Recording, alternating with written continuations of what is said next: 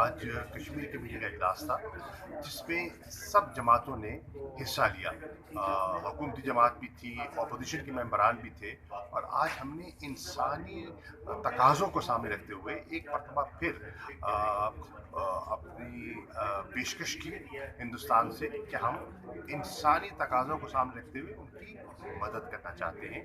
آپ کے علم میں ہے کہ پاکستان نے یہ آفر کی تھی, ہم ابھی بھی ان کے جواب کے منتظر ہیں. ابھی تک انہوں نے ہمیں جواب نہیں دیا. ہمیں تشویش ہے کہ وہاں صورتحال بگڑ رہی ہے.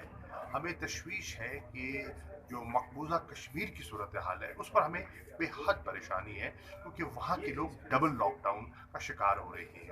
ایک تو کووڈ کا لاک ڈاؤن ہے, اور دوسرا ملٹری سیج کے وہ کی نظر ہیں. وہاں ہسپتالوں تک رسائی, ادویات تک رسائی, ویکسین تک رسائی جو ہے وہ بہت مشکل ہو گئی ہے.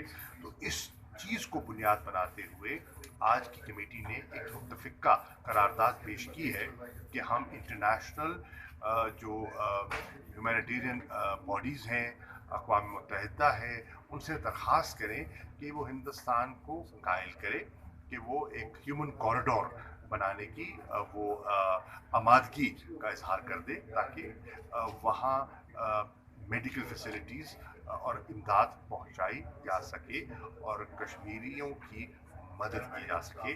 تو اس پر اچھی گفتگو ہوئی, اور میں شکر گزار ہوں تمام جماعتوں کا جنہوں نے متفقہ طور پر اس قرارداد کو پاس کیا.